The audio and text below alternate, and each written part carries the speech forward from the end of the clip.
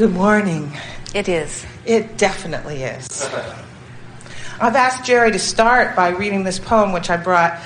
I actually was going to be here in March to see you, but the other plans came up, and so I'm here today. And this poem has come up over and over since then.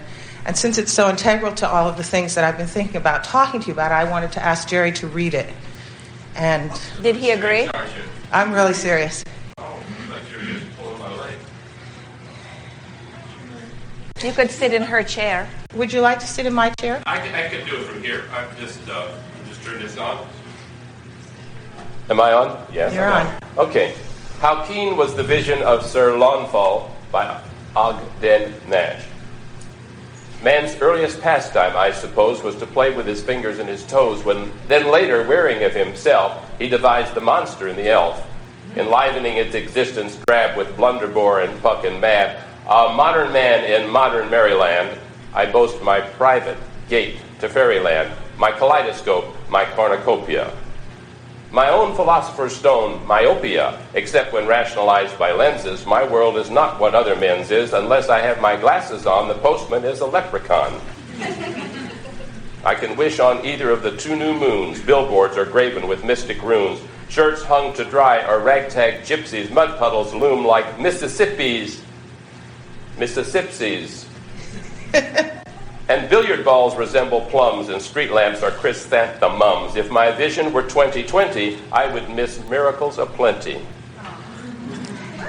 And I just, that poem came back to me this year as I was contemplating. I'm a writer and a thinker and a conscious creator, and that poem first crossed my life as a little girl in my grandfather's boathouse. And I was born with severe myopia, which meant I had glasses like Coke bottles for my entire childhood.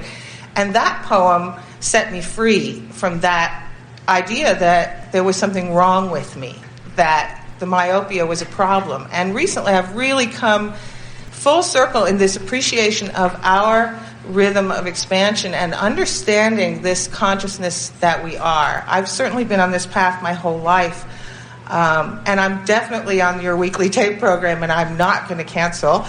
And I was thinking about some concepts recently that have been illuminated sort of by conversations we've been having. We probably have had 250 ourselves just in the last 2 weeks since I really decided I would be here today. And one of the things that I wanted to talk to you about is this idea of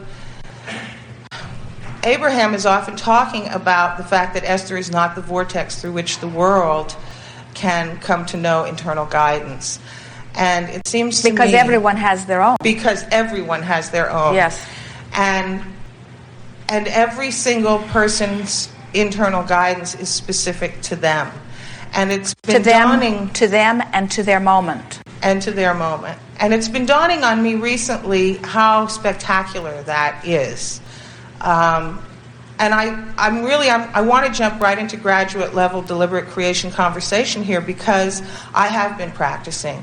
And one of the things that I think we all have a tendency to do is to talk about the ideas and to observe Abraham and to not bother practicing. And when you practice, suddenly this whole world opens up. And one of the parts of that world is what I think of as the integration of our inner reality, or what the shamanic culture or Joseph Campbell might call the subtle reality, or the reality of consciousness, as well as integrating that into our external physical reality.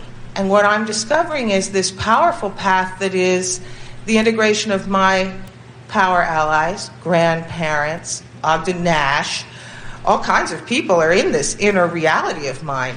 And they're constantly coming up with great suggestions and ideas. And it's like, now we're just on this roll.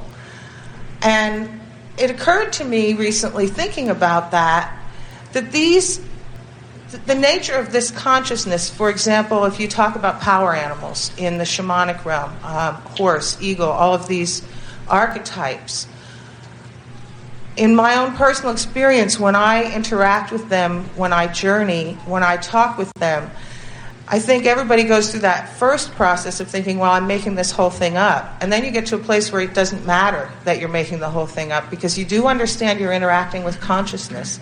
And I wondered if you would talk a little bit about the nature of this consciousness of, say, horse, who appears on the Salisbury Plain in England in this giant chalk drawing and has obviously been with man a long time and has this consciousness.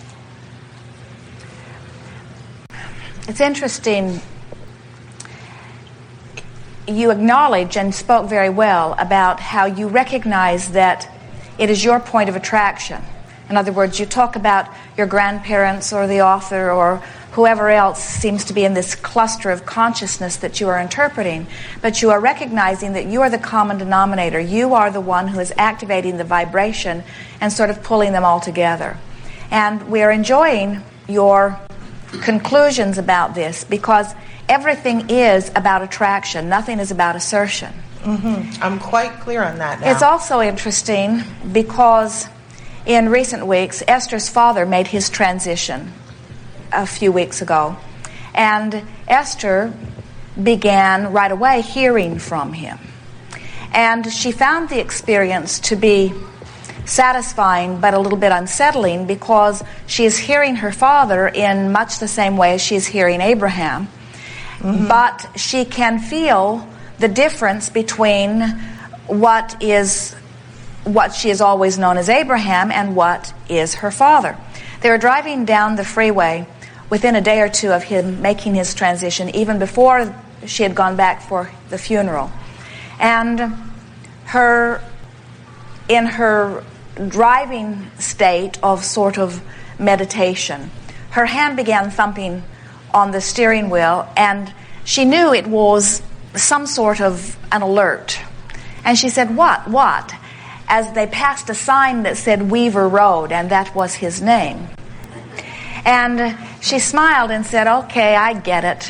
You're with me. You're aware of where I am. You're so aware of where I am that you can let me know you are aware of where I am." She liked the sensation of that, although she knows that we thump on her leg anytime we want to get her attention. So there was a little confusion about whether it was in fact her father or whether it was us reminding her of her father. But somehow she sensed it was beyond that which she knows as us. And then within another minute, her hand began to thump again, and she saw a trailer that they were passing that said Layton. And that is the city where her parents have been living for the last many years. And she thought that was amusing. All right, now this is beginning to get her attention. And then subsequently had several conversations with the energy that she knows to be her father, satisfying in-depth conversations beyond anything that she has had while he was physically focused for many, many reasons. Tremendous satisfaction in these conversations. And so Jerry and Esther, as you heard from Jerry, took the Alaskan cruise, testing it for all of you to make sure that it is appropriate. And Esther met several families who were taking the cruise together, celebrating 80th birthdays and 50th wedding anniversaries. And Esther felt a little sad for a moment because she always thought how nice it would be to take her parents on a cruise.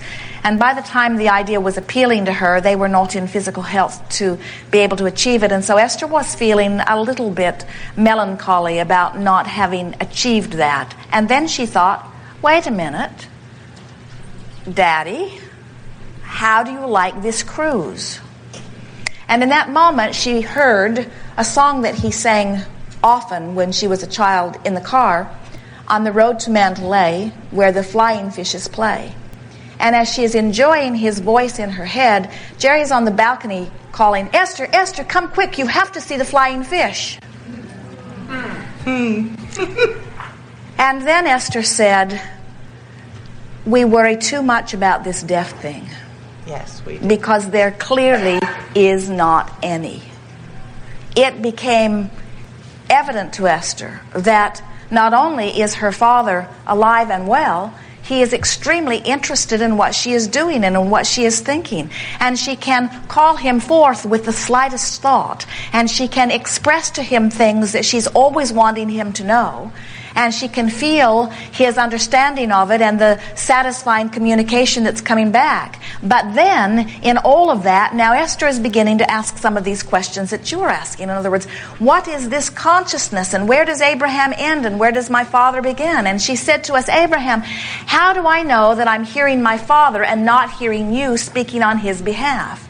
And we said, Esther, when you are in a room, even if you were blindfolded, you could pick out the voices in the room. You would know who was speaking. You would know the vibrational intonation. And often, even when you read the words, you would know who had spoken the words. In other words, you could read a script of a family gathering, and without knowing who, you would know who said what. That was mother, that was sister, that. In other words, you would know. And in the same way, you can decipher these vibrational differences. But the most significant thing that we're wanting to reply to you is you are the summoner of it. In other words, it is by your asking that it comes forth. And we would not spend very much time. We know it is especially interesting to Esther right now to hear the specifics that is coming from the specific energy that is her father. And she is hearing him say things to her like, they're telling me this, or they're telling me that. And she can feel that it is his becoming reintegrated. And she can feel his clarity about the broader picture coming on stronger every day. In other words, she can feel this formulation of consciousness. But what she is beginning to question, and we can feel it from what you are offering here, is this focusing happening within Esther, or is this focusing happening within her father? Is her father really getting more oriented, or is Esther getting more used to the idea? Is Esther allowing him now to be who he really is and asking him to be less who he always was? Right. You see, and that's the thing that we want you to understand. You are the summoner of it, and it is through your perspective that it is deciphered.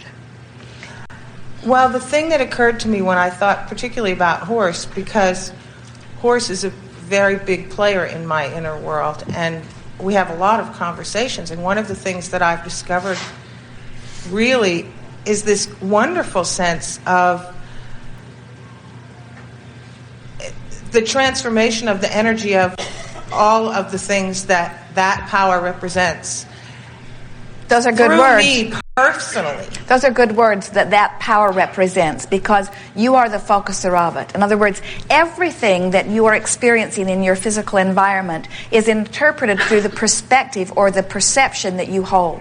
And all kinds of symbols and stories and belief systems have been put into place by you so that you can make sense of your world. And you are viewing the broader world through the narrower lens of your physical world, because this is the vibrational environment in which you stand. This is the environment through which you perceive. And so, in many ways, you have to make whatever it is that is non-physical fit in the framework of that which you understand. Otherwise, you can't interact with it. You couldn't interact with it, or you couldn't make sense of it. But there is some discomfort from you. In other words, we can feel that what's at the basis of your question is how much of this is being projected from Horse or from whatever I'm focused upon, and how much of it is of my doing. And we want you to understand that in this environment where law of attraction is the manager, there is very little difference in what you have summoned and what has summoned you, because there has to be mutual attraction for you to have come together. Right. You can't achieve a vibration that something else has not achieved and bring it to you. In other words, it is always a mutual attraction. And so it would be accurate to say that the summoning is mutual. Right, right. Well, the thing that struck me about all of this is that, number one, and it comes back to some of these other concepts that I've been playing with. It's about coming into this place where we are inside the realm. Seth used to talk about learning the inner landscape and learning your own symbols, because it teaches you about how you are thinking and what you're doing. And once you get on a path of paying attention to your thoughts, there's a lot that you can see and learn about how you tend to do things and ways and paths that can waylay you and new ways to do that. Then you can chart your own expansion. Until you have established your own pattern, you can't make sense of your own expansion. It just feels like fragments. Exactly. But once you establish your own awareness of your own patterns, then you can chart your own expansion.